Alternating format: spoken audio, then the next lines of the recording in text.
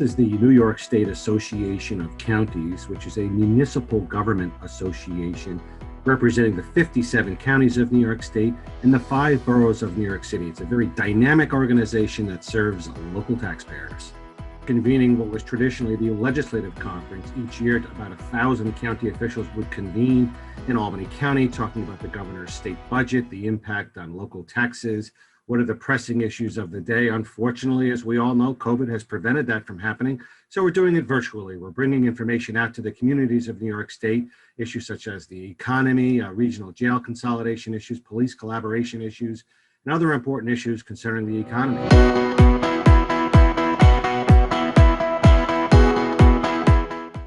We're very pleased with the governor's budget. He went out of his way to listen to us, to try to incorporate a lot of the concerns that we had advanced to him in the fall. He really listened to us. There's issues such as collecting sales tax at Airbnb or vacation rental properties.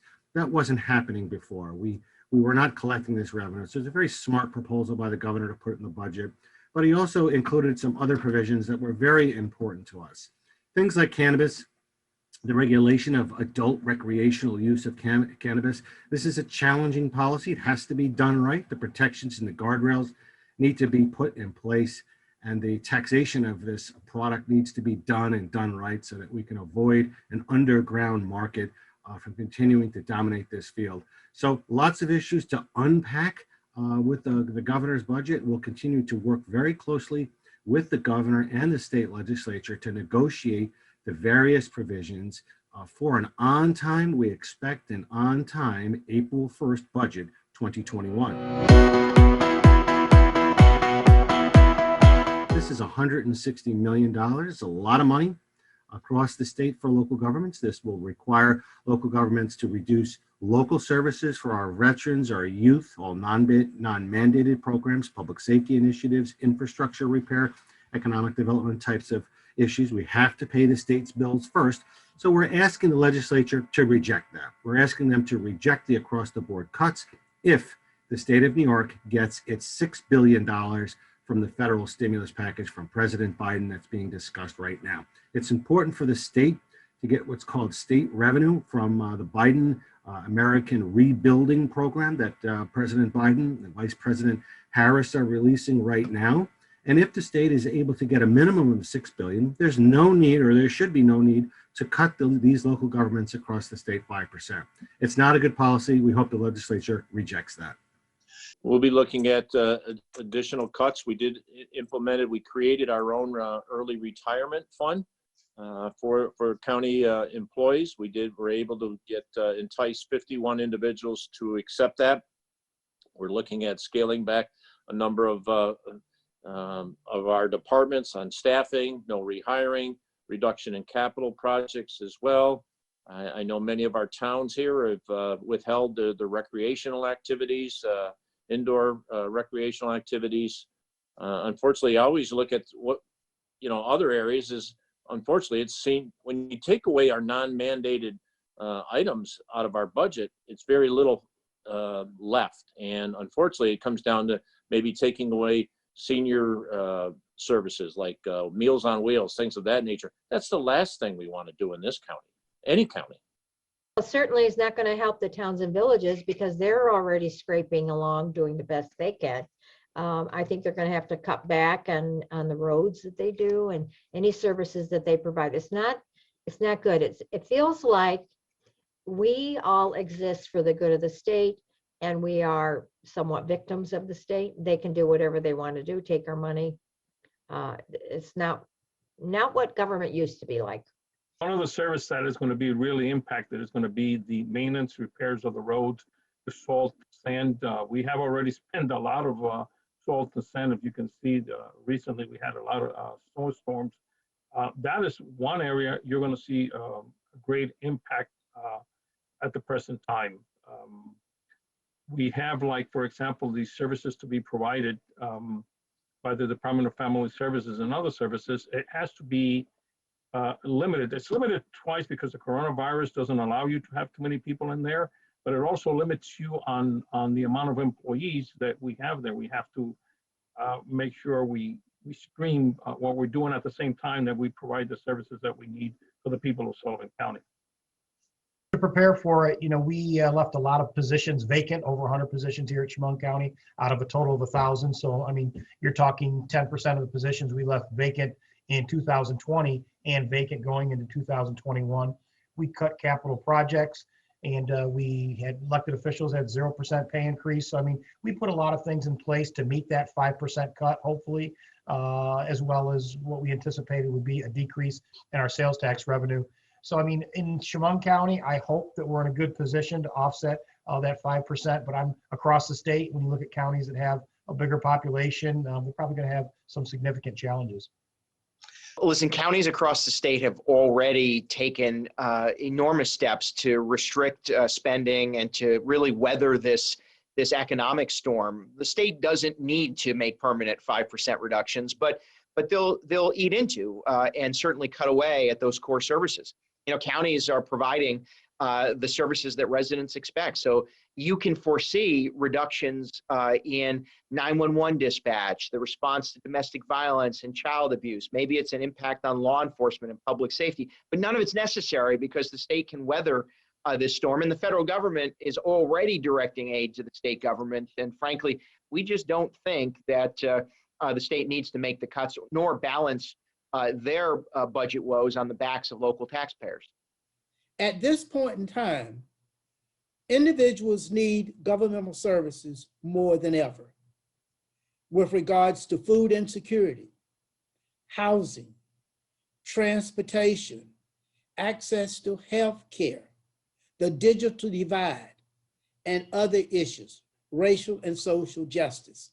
So the cut from the state will have a devastating impact on services that we provide to the most needy in our county. It comes down to this, do we continue to run this program? When I look at foster kids, right? And if unfortunately parents got in trouble, they had issues and we had put kids in foster care, the state would reimburse us. Well, a couple of years ago, they decided to take that money away and it costed us a couple $100,000. And that, I have to make the reality choice. Do I continue to fund it at this level or do I cut it? And the problem is this, same thing with Meals on Wheels when that got cut a couple years ago from the federal government. No one understands that. If I go to my constituents and saying, hey, the state of New York's cutting us out 5%, so we have to get rid of it. All they care about is that service that they're used to, that's a quality of life changing for them, is no longer going to be provided to them. So we got to try to figure it out. But then we got a 2% property tax cap. Can't go over the cap. Everyone's afraid to go over the cap. And we lost $19.8 million in revenue last year with sales tax. So it has to come someplace. But these programs are vital to people's life and their quality of life. Sales tax diversion plan as proposed by the governor certainly hurts a lot of our smaller municipalities, including school districts. They are diverting a significant portion of our sales tax that otherwise would have gone to the county and our underlying municipalities to help pay for costs associated with hospitals. It is not fair. This is our sales tax. We have set percentages in which the state gets the first 4% and then the local share is the rest. Basically, the governor has altered the local share formula and it's really unfair. If he wants to fund these hospitals, he shouldn't do it on the backs of counties, towns, villages, and school districts that share our sales tax. So we certainly are worried about this, and we hope that when the final budget comes out that this is removed because it really is unfair. If the state wants to fund these hospitals, which is something that is an honorable thing to do, they should do it by paying for it themselves or increasing fees elsewhere, not taking it from counties and other municipalities. Tax diversion, Ontario County, $250,000 and broken down. I know the town of Victor, which I am the town supervisor of, that was a $34,000 hit to us, and not deserved. I mean, it's absurd to do that. We just think it's the wrong thing to do. All along, the governor's been touting that his impact. He had an impact last January of, I think it was about $5 billion. Now it's grown to $15 billion. And we've heard of no cuts, no staff reductions, anything like that out of Albany. But yet the rest of these 62 counties have been feeling the pain and making staffing changes and other cuts within. I am not happy that really the money is coming out of Tioga County taxpayers that we cannot use, that now is being diverted to something that the state had taken care of before. AIM funding was taken care of by the state, and now they're asking us to do a greater contribution towards that. Don't like it. The sales tax revenue or Yeah. So, you know, what happens is when you lose $19.8 million in sales tax revenue last year, we split it 60-40 in this county. So a lot of towns, cities, and villages budgeted that for that year. You know, they were anticipating that money coming in. So that's a loss of revenue. So again, it hurts as you move forward and you're sitting there trying to get through this crisis. We're spending more money, less revenue coming in, you know, and then you rely on the state and you're like, well, you can't tax your way out of this, right? You can't raise property taxes. You can only use so much money from reserves. Can't use up all your reserves in year one. And so I said to other county executives and county managers that this is going to be a 5 years to get out of this, right? This is going to like the slow recession we had in 08, 09. This is going to be worse than that, but it's going to take time. And we have to be conservative of how we go forward. And when you lose sales tax revenue and then the state's looking to do marijuana, betting, online, all this stuff, that's great, but that's revenue that's not going to help us for 2 years. We need relief now. I think you're looking at anytime there's a loss of revenue, it's a challenge for a community, for a county, for the counties across the state. I understand the distressed hospitals and nursing facilities. Some of them do need assistance. We do have a county-owned nursing facility here in Chemung County, but a lot of counties do not have that. So why should they have to forego some of their sales tax revenue for, you know, the distressed hospitals and nursing facilities throughout the state? So it's a tough situation. Unfortunately, having a municipal-owned nursing facility in today's atmosphere, especially with COVID, the pandemic, it's very costly to municipalities across the state, probably across the country. First time in history, New York State is actually rating local sales tax revenue and directing it to private interests, hospitals that I know and we know have been stressed. But thanks to the CARES Act and federal aid, hospitals that receive billions upon billions of federal assistance. This year is not the year that the state needs to direct any aid to distressed hospitals. They're receiving it basically through the federal government. That's a $1.5 million sales tax loss that in my county, we distribute 18-20% to towns, villages, and cities. So they're really taking money away from local property taxpayers and local resources in order to cover an expense they don't have this year. We asked them to pause that distressed hospital fund and not rate our sales tax, and we're hopeful that the state listens. We know we're going to be paying for costs associated with COVID-19, not only this year and future years. We're certainly going to be vaccinating our public for quite some time. So we need to have the resources associated with the American Rescue Plan passed by Congress. That'll help ensure that we have a balanced budget. Our revenues have been hurt, just like everyone's revenues have been hurt. So we need to see Congress pass the American Rescue Plan to give us the resources that we need to continue to provide for our citizens, but also offset the revenue losses that we've seen so that we can restore jobs that were cut, as well as programs that had to be reduced. And that's why I've called on Congress to, in a bipartisan manner, pass the American Rescue Plan for all of the country, not just, as some people say, a blue state bailout, because it doesn't matter where you live. If it's a Democratic state, a Republican voting state, we have all faced the pain associated with COVID-19, and we need to address this on a national basis. Counties big and small, rural and urban, we've all stepped up and led the fight against COVID-19 as the economic lockdown decimated our revenues. We now need direct aid from Washington. We are confident, I'm very confident, Jerry, that this is going to happen because of the continued support and commitment from Senator Schumer, Senator Gillibrand, and the entire New York delegation for their efforts to provide local government with the resources we need. They understand the resources we need, absolutely. And they have been listening to us when we say, please directly pay, direct those monies to the counties, not to the state of New York. We don't need the governor getting his hands on this money and then holding it back. and letting him decide what percentage and who needs it, who doesn't need it. The federal aid is critically important to do that, and certainly, you know, Leader Schumer and certainly Nancy Pelosi on the House side, and all of our congressional representatives understand how important it is for the flexibility for state and local governments to be able to get direct aid and to be able to utilize that aid as it needs to, you know, for some revenue replacement, targeted assistance, making sure to pay for all of the support and additional things that is necessary for the counties to provide to all of our residents. So without that critical federal aid, we would be in a world of trouble. And again, that's across the entire country.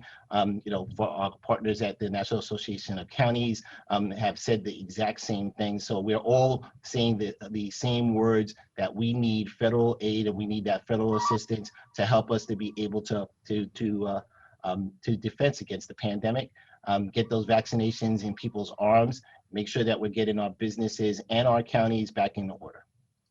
We're very lucky to have the Congressman Delgado is very much in touch with us. Necessary, it is super necessary. One of the things we found through the time is that sometimes the direct funding from the federal government doesn't come to small communities like ours. Like Sullivan County has 79,000 people. It will go to big communities over 500,000 people. So if this funding comes directly to us, it would really help us. It would really benefit us a lot. It will help us, for example, money going directly to the hospital. We have the Casco Regional Hospital. We only have one big hospital here.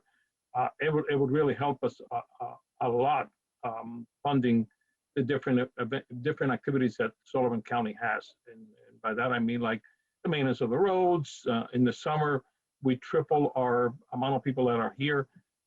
I say 79,000, but in the summer we hit almost 500,000 people in here. So that increases all our resources, such as the sheriff department has to work more, the 911, the buses that we run at the county level, everything in the county increases during the summer. It's had a huge impact. If you look at the CARES Act, that the state of New York got $30 billion. So fortunately through this, I was with Steve Aquario's leadership at NYSAC. I was president of NYSAC for county executives, also president of County Executives of America at the same time. So I was doing a lot of lobbying on the statewide level, but on a national level.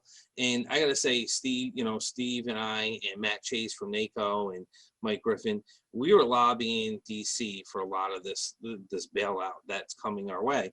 Well, the CARES Act only went to the state, and it only goes to the top 5 counties, meaning anyone with a population over 500,000. Erie County got it because they're roughly like 960,000. Westchester, Suffolk's like 1.3 million. And you could go on. So the top 5 counties got taken care of with millions of dollars that were used for PPE, used to respond to the coronavirus. So it really helped them 5 counties. We didn't get a dime. So when we're lobbying for money, the federal government's going, look, we gave the state $30 billion. They should be sharing it with you. Your governor's choosing not to. So it was tough. And so we've been fighting and trying to get money into counties. And I want to say, Senator Schumer, thank you. Senator Gillibrand, but Schumer's been a champion for counties. He always has been and always will be. Congressman Taco, Delgado, all the Congress members that fought in the House to get this passed. If this new bill passes, this county of Albany will get $60 million directly coming to me. The cities make out better than us, but what can you do? You can only have so many fights. I want to see the city of Albany get bailed out, but not get $79 million versus my 60. But this is a game changer. This means that I can continue to respond to this. I don't have to raise taxes, and I don't have to use up all of our reserves, to get through this crisis, and I can be there to help the people. That is incredibly important for us here in Nassau County. We had an anomaly where the largest township in our county got more than half of our CARES Act money due for Nassau County, just due to an anomaly in the bill. So while Nassau County was due to about $237 million, we got about $103 million, and one of our townships got the lion's share. So as I say, we made it work. made sure that we budgeted intelligently. We refinanced our debt at a very, very good time with very low interest rates. So we're okay, but it just makes it that more imperative that any other stimulus that comes our way, that Nassau County, that provides the essential services in a pandemic, gets our fair share.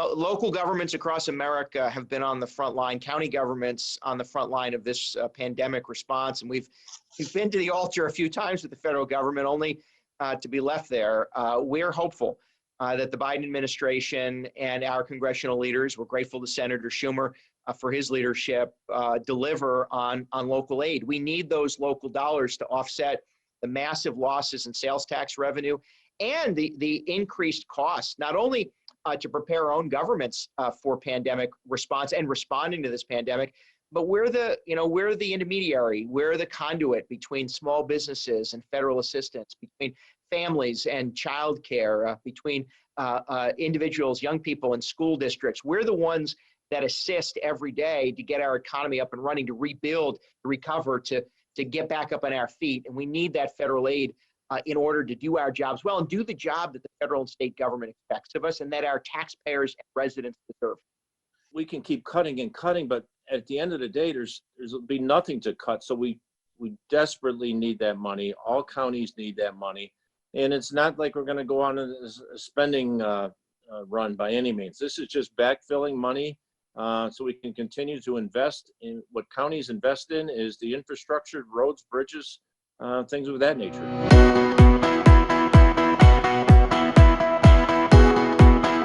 Our jail, my budget's roughly 80 million. My jail is literally half of that, $40 million. And that's with a low census. So it's a very expensive building to run, constant upgrades. You want to stay on the cutting edge of security. So between, jail management systems and video cameras and, it's crazy. So as the census started to go down, we looked at, maybe we could explore reaching out to other municipalities and things like that. And I won't throw the county in, but I did speak to one sheriff who's no longer the sheriff.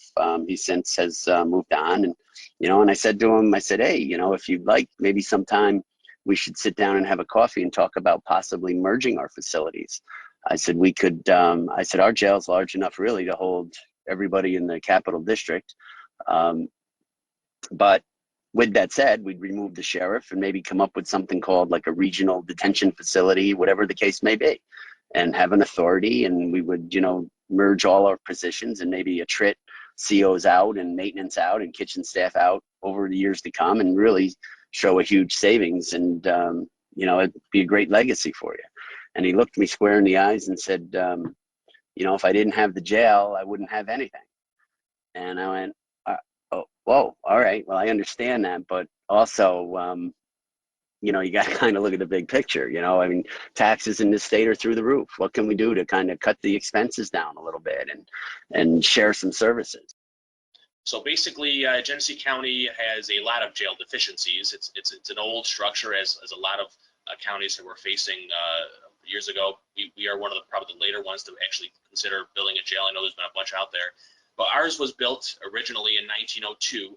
We did have an addition in the mid-'80s to add a few more beds. The inmate supervision is outdated in our current jail. The design is very inefficient and requires a higher level of staffing than the newer pod designs that we are looking at for the new jail. We have significant capital cost looming that if we do not either build a jail, we will be forced to have to reckon with. So we are trying to avoid that. There is definitely an inadequate space for services and programs. There's, as time goes on, the sentiment from the state, and rightfully so, is to increase services that help with things such as recidivism. So we are supportive of that, and we currently cannot do the level of services that are justified and needed. We had a study done. We had a jail design. SMRT taking the study, which told us how many individuals that was projected to be needed in 25 years. We purchased land. We had SMRT design a 184-bed 4-pod facility, and you can see the rendering on the right-hand side of one of the pods of how that would look. COVID hit, and bail reform effects started hitting us at the exact same time, just a couple of months out from us starting the bid work, and it put everything on a halt. And we've been on a halt since then. In the previous governor's budget, when there was similar wording that ended up getting unfortunately pulled out at the last minute, but the fact that there's been wording put back in that would allow for collaborations and joint jail or sharing of jail operations for contiguous counties, that has renewed the hope between our two counties. So why would a Genesee and Orleans County collaboration potentially work? You know, this isn't necessarily a venture that would work in every scenario for counties, but Genesee and Orleans have a natural history of sharing between our health departments. We have a shared youth director, tax mapping services, weights and measure. We have been increasingly looking for ways for our two counties to share. But basically, there's two counties that are very interested in making this happen. So as long as there's that, there's hope. There are really two issues. One is the physical plant, and the other is the operational guidelines, or how do two independently elected sheriffs create a smooth operational plan for a shared service, shared jail service. So on the physical plant side, of course, you've got the New York State Commission of Corrections, which provides the minimum standards for the management of correctional facilities. So our history over the past decade makes it extremely difficult to commit limited resources to a new standalone physical plant. It seems more reasonable to create new operational guidelines to efficiently and wisely utilizing limited resource using a shared jail facility with a small holding center inside our county. Of course, we need to resolve the physical plant requirements from the Commission of Corrections. We need to know what their standard is before we spend the time creating the operation guidelines for a facility that does not exist and legally cannot be allowed to exist at this time. So we need to have an understanding of what the Commission of Corrections standard is for the minimum staffing in a redesigned jail services operation. However, we look forward to the day when we would be allowed to move forward on a new and reimagined jail services operation in our region. We're finally getting some legs on the jail staffing and the amount of and the consolidation potentially of bordering counties, the ability to house our residents or our defendants over there in another jail. I think this is a big time cost saving measure. Certainly, I know right now in Ontario County, I'll just use us as an example, it would mean no layoffs, things like that. It just through attrition, if we were able to reduce our staffing based on the number of inmates that we currently are housing. And so through attrition, that's how we would let people go. Just would not be backfilling those positions. So this would, Jerry, big savings for all counties. Criminal justice reforms and the bail reform specifically that reduce the number of residents that are in our correctional facility have to be modified, because right now the balance is just not there. The state Department of Correction, Council of Correction, sets the number of officers that need to staff it based on the number of beds that are in the facility. For us, that's 1,700 beds that are in our facility, and at our last count, we had approximately 300 people that are inmates for Westchester County. So there has to be some modifications in that formula, and that actually could be done by a stroke of the pen in the State Department of Correction to say we have a different formula. I don't think anyone's going to get that formula exactly right, but it can't be just the number of beds right now. We have in Westchester County, we have approximately 700 officers, correction officers, and we have 300 inmates. So the math just isn't there. So we have to do some changes there. We have to work with the state, and the state has to be able to fund the changes that are made. So whether that things are like the Raise the Age Act, where it requires the county to build a new facility in Westchester to be able to house those 16 and 17-year-olds in a far different kind of facility, and the law did provide for funding for that. But up to today, no county has received any dollars for reimbursement for certain activities in Raise the Age. We can't have that happen. So when we have the state legislature and the governor adopt new things, bail reform, whether it's bail reform, whether it's Raise the Age, any of the criminal justice packages, when it's funded, it needs to be funded, and we need to receive that money because, again, without that, the counties are at a loss in trying to deal with all of the mandates that come from the state and not the payments to make sure that our local taxpayers are not suffering. Well, I was the county sheriff for 13 years, and I was with the sheriff's office for over 30 years. So I know the importance of the county jail, road patrol, and so forth to the sheriff. Personally, if my sheriff or the sheriff from another county wasn't agreeable to the concept, I wouldn't support it. I think that takes leverage, and I think that takes authority away from a countywide elected office. Is it a good idea? In some counties, it may work. In some counties, you may have small jails that could consolidate the services, but again, you have to look at the transportation needs of the county who no longer has a jail, picking up those inmates, making sure they're getting them to court and so forth. So I think there's a lot of questions left to be answered there. I'll be interested to see if anybody takes advantage of that. It is something that could happen here in the Southern Tier because we do have some counties that have a very small jail population, and adjoining counties probably could take those inmates without an issue. But again, the county sheriff, as a former sheriff, they are elected. And before I would support something like that, I'd make sure that both sheriffs were on board with it. We're always looking for ways to share services. So we do have, it's not a jail, but the JDC for the detention center for young people, we do share with Suffolk.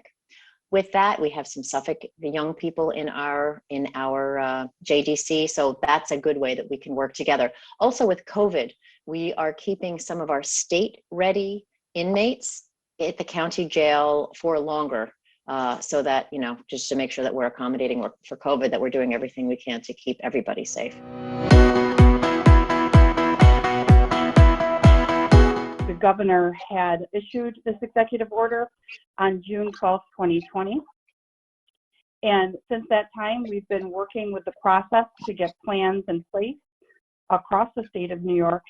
So the stated purpose, of course, of the executive order was to create law enforcement changes in response, of course, to the police-involved deaths and concerns about racially biased law enforcement, and really to create accountability for law enforcement agencies and making sure that we are identifying problems when they exist and dealing with those problems accordingly to make sure that we don't have individuals working within our police agencies who might be dangerous, sick, or in some other way having some type of difficulty.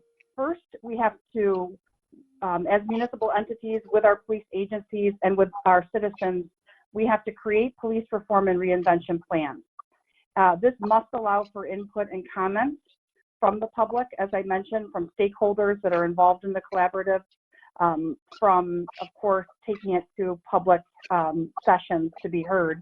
Ultimately, we have to create legislative action of some sort to adopt the plan. And then finally, by April 1st, as we're quickly approaching, we have to submit those plans to New York State.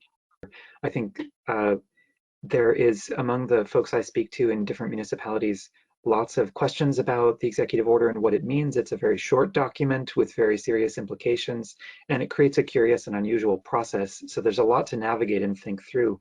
Not only is there a risk of state funding being taken away, but the budget bill that was proposed by the governor's office includes a proposal to appoint monitors at the discretion of the Attorney General to oversee police departments in communities that don't submit a plan. So in other words, if a municipality doesn't submit a plan, not only are they risking state funding, they're risking the appointment of a monitor. That's discretionary, not mandatory, but obviously a very severe consequence. Albany is a city of 100,000 people in a metro area of about 1 million. So it's a medium-sized city in a pretty big metro area, and that has all kinds of consequences for the tax base. But Albany has a history of incidents involving police actions that led to significant community outcry including very recent incidents. And so there's a real tension between the police and the community. As far as I can remember, pretty much every police chief I've spoken to is concerned about how to improve diversity in their recruitment and looking for ideas on how to do that. It's a huge challenge. There are issues about the civil service law and whether changes need to be made to state law to facilitate diverse recruitment. There's a lot to think about there. There's also a second issue about training and education. You know, a lot of people are now familiar with the idea of implicit bias training. There's ongoing scholarly research on implicit bias training and whether it's effective. There are other kinds of training like de-escalation training, and you know, departments are continuing to explore what kind of training is necessary to build the police force in the way that we want to. And finally, officer wellness and well-being, which I think needs to not be overlooked. There are extremely high rates of PTSD and other mental health issues among police officers, and you know, creating a sustainable police force means making sure that officers are taken care of in the ways that they need to be.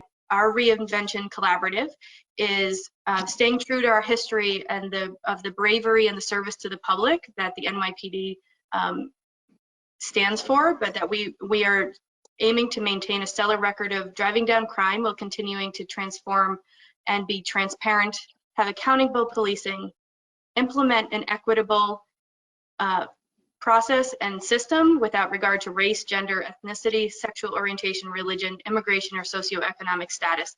And we use that vision as guiding principles as we move through our process. New York City is a city of 8.5 million people and a police force of over 36,000. So we recognize that the magnitude and the responsibility that it is to talk about policing within our city is immense. On the use of force, for instance, adversarial conflicts resulting in the firearm discharge are down from 7.2 points per million before this administration to 2.9 under this administration. Those are all metrics that we are following to track the progress that we have made in our reforms, progress that we are making. But certainly we are not enough there. We think this is why we are engaging with the plan, and we are doing it both in that consistent way of looking at processes, but also looking at very concrete evidence-driven strategies that might bring about reform. I impaneled a task force to enforce the rules, so to speak, associated with the police reform measure. They've been working very hard for a number of months right now and have come up with draft recommendations that the public is analyzing right now. Those draft recommendations are very, very intricate in design. They look at issues associated with policing in Erie County by our sheriff's office, not other municipality police departments, but our sheriff's office. And I feel very confident that by April 1st, our legislature will have passed a set of comprehensive reforms to ensure the safety of officers and those they deal with, to address the issues of mental health instability that often we deal with, and as well as to ensure that our officers get the training that's necessary to deal with the problems that they are now facing on a daily basis that they may not have faced 20, 30 years ago. So I feel confident when all is said and done, Erie County is going to have a very comprehensive reform package that our legislature will pass, ensuring that we're taking the steps necessary to provide a 21st century policing for our community.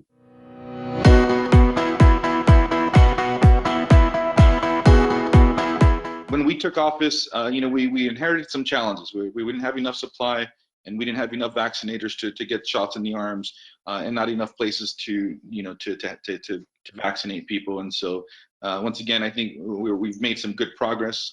33 days later, we still have a long road ahead of us, but we're executing strategy on multiple fronts. And something that we've heard loud and clear from all of you, and what's built into the proposal, is this notion of direct and flexible aid. All of you are at the front lines of the response, both to the health crisis, but also to the economic crisis. And so we want to make sure that you have the resources you need to address those crises. When we talk about the effectiveness of vaccines, And I actually had somebody who I was a vaccinator last week at a pod, and he sat down and he said, which vaccine am I getting? And I said, we have Moderna today. He said, no, I want Pfizer. And I said, well, why do you want Pfizer? They're very similar vaccines, and we only have Moderna. So even if you don't want it, that's the only one we have.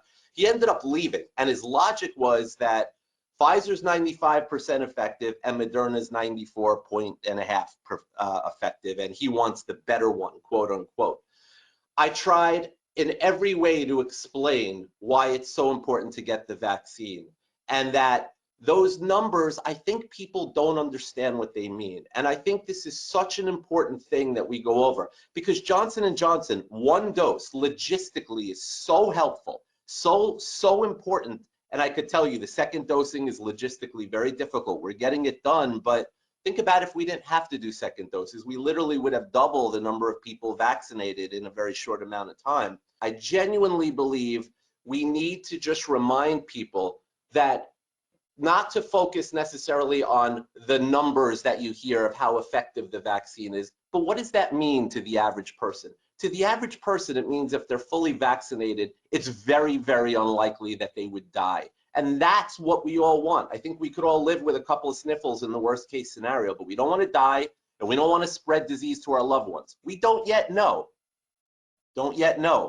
how much disease can be transmitted in people who are fully vaccinated. The supply and demand issues are still applicable here in Allegheny County, even though we're rural. Typically, when our registration links go up, our appointments are filled in under 10 seconds. People are monitoring those registration links like hawks.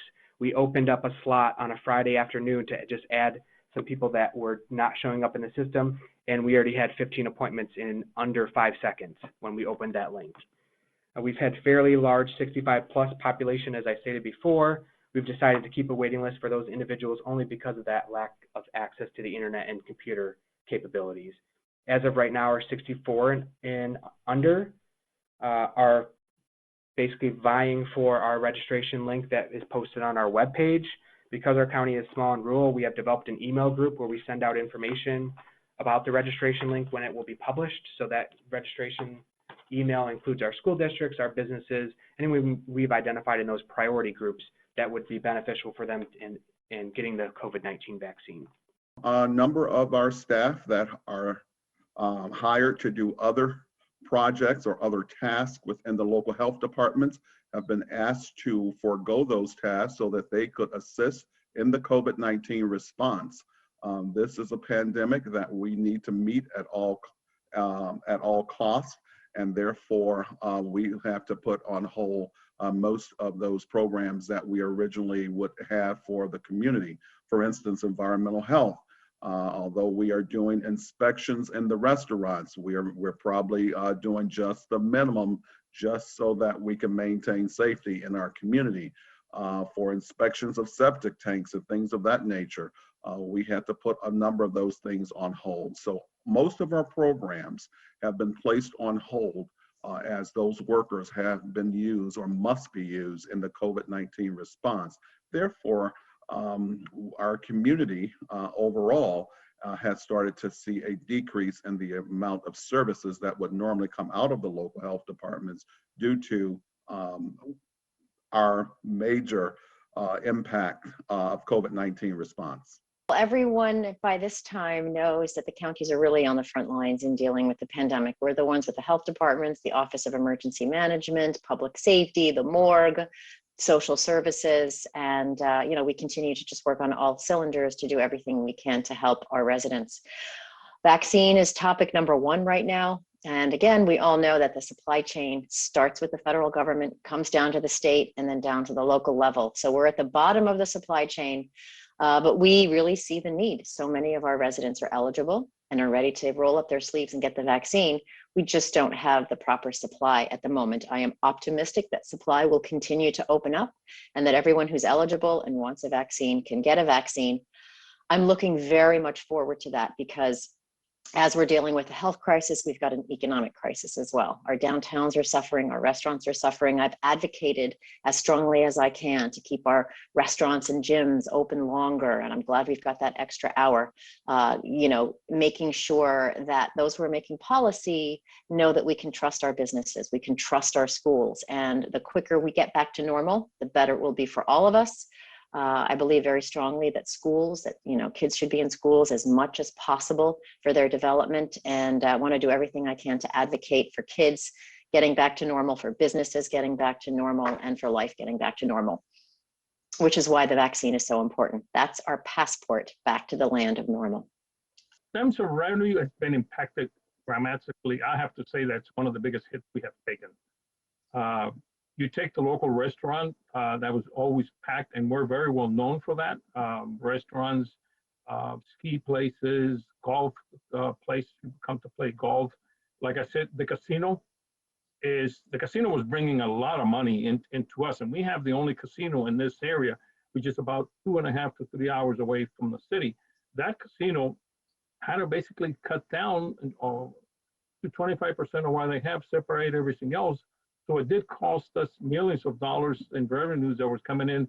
Also, the room taxes that comes into the county was also cut down because we can't operate that thing. We have a big water park, tremendously brand new water park. It's only 2 years old. It's only 25% of the people that we are allowed. That took a big hit. It took a big hit on us and the amount of money coming in. Everyone has been hurt from this pandemic and economic crisis. We used CARES money last year to offset many of our operating expenses, which allowed us to reduce costs in the operating budget, and we're using that access to offset decreases in sales tax that we're having in 2021. I'd like to start with a quick overview of the Climate Leadership and Community Protection Act, often called the CLCPA, or simply New York's Climate Act. The CLCPA, which was signed into law in 2019, builds on almost a decade of climate leadership by Governor Cuomo. The Climate Act's targets are based on the latest climate science and are among the most rigorous of any major economy in the world, aiming for at least 85% reduction in greenhouse gas by 2050 and setting an ambitious path to carbon neutrality. The Forward-Thinking Climate Act also commits to environmental justice, to lifting up the disadvantaged communities, and to a just transition from a fossil fuel to a clean, renewable economy. The holistic economy-wide approach espoused by the Act will transform New York's economy, create new jobs, stimulate industry and innovation, and build more resilient communities to benefit and protect all New Yorkers. Can I have the next slide, please? So, as I said, the aggressive goals set by the Climate Act, which are some of the most aggressive in the world, were set in recognition of the real and immediate threat of climate change and the importance of transitioning to a green economy. So in addition to overall greenhouse gas reduction goals, the Act requires 100% zero carbon electricity by 2040, and it also sets ambitious goals for offshore wind, distributed solar, and energy storage. I'm guessing most of you are interested in knowing what is Build Ready. Well, it was first announced in April of last year as part of the Accelerated Renewable Energy Growth and Community Benefit Act, along with a couple other things, but it's a pretty unique program, and we're really excited about it. What's different about this program compared to what NYSERDA normally would be doing is it puts us in the shoes of a renewable energy developer for the first time. If you're familiar with NYSERDA at all, we're typically focused on providing financial incentives and technical assistance for the private sector to implement clean energy projects. And now we're actually going to be behind the wheel and sort of driving some of these renewable energy projects ourselves for the first time. A little background first on NYPA. We're the New York Power Authority. We've got a long history going back to 1931 when FDR signed the legislation that established us. We are the country's largest public utility, and we strive to be out in front of the development for clean and sustainable energy. We consider it part of our our mission and our mandate to help achieve some of the goals that have come out of the governor's office, particularly the Sustainability and Clean Energy Sustainability Plan, that 70% of power produced by 2030 will come from renewable energy resources. We've been really on the forefront here. I want to be the greenest county in New York State. We've put a lot of initiatives in, like all of our fleets got to be electric by a certain time frame. We put solar panels. We have solar panels going out. We put charging stations in on all of our properties, at our Times Union Center, our parking garage. We continue LED lighting throughout the whole buildings. We're energy star efficient in a couple of our buildings already a couple of years ago in the beginning. But for us to kill our carbon footprint, we need to lead by example. So I can't expect small businesses or any business in general to say to them, hey, look, you have to go green, but we don't. You have to be held to this standard, but we don't. So my philosophy has always been this: lead by example, lead out front, and then show them that you're willing to do the same thing that I'm asking these companies. We want companies to grow here. We want new companies to come to our county here in Albany County, and we want them to expand their businesses that are existing here, but we want them to leave it a better footprint for their kids and their grandchildren, the children after their children, to come here. And it's about the quality of life. It's about the trains with the bomb trains. We have to look at that footprint. We've been lobbying, and we were successful with NYSAC to get the wind power here at the Port of Albany and Port of Queens that are going to be manufactured here. That's going to create a ton of jobs, but it's talking about green energy that's going to make a difference, not just here in Albany County, but throughout the state of New York.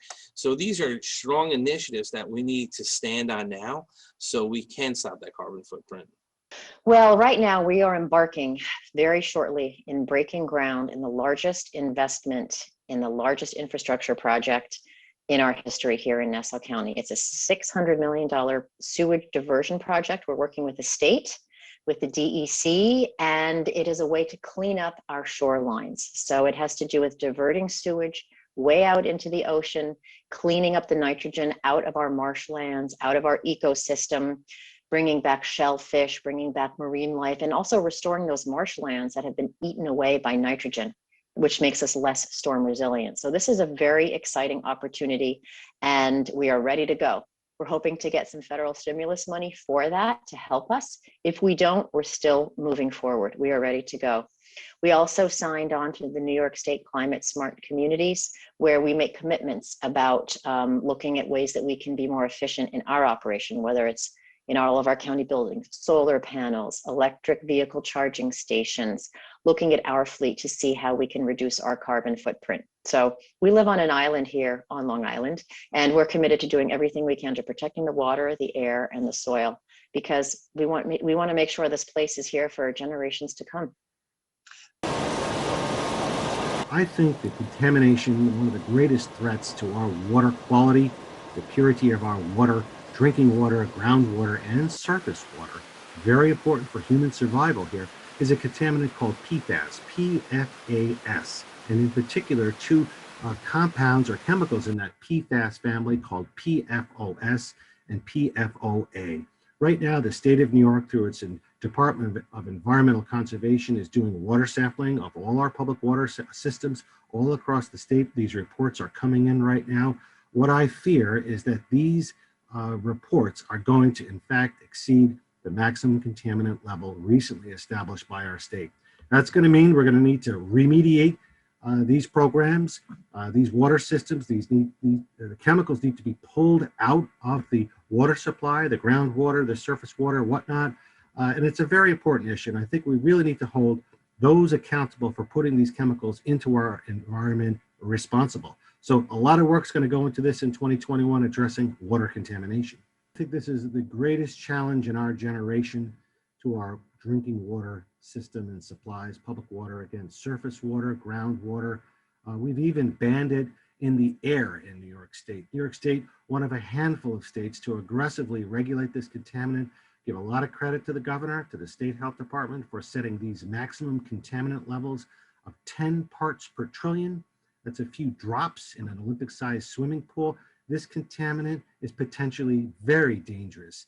And that's why the state of New York set up these maximum contaminant levels. Very smart move by the state, but it's going to be costly, and we have to get ahead of this and make sure that New York has the highest quality of drinking water that we're known to have. All eyes are now turning their attention to an infrastructure package of spending. Broadband hopefully can be included in this next federal legislation dealing with infrastructure, our roads, our bridges, our aviation system, both general aviation and commercial service, what's called Part 139 airports, but also our mass transit facilities. This is what keeps America moving. And hopefully we can get that done and include broadband as part of that infrastructure package. But the president has also advanced a $1.9 trillion Rebuild America program, America First. This is a program very important that will include many different programs extending the unemployment insurance, the pandemic unemployment insurance, the payroll protection programs that are in desperate need of continuing. But it also includes state and local revenue losses. A $350 billion allocation has been put into that. A very important program for the state of New York, expected to receive quite a bit of federal assistance here that will go directly into county governments, into cities, towns, and villages. Again, very important for that local government to flow directly to the local community-based level. And having Senator Schumer in a position of leadership, that's the change here. We didn't have a New Yorker in the position of influence and leadership.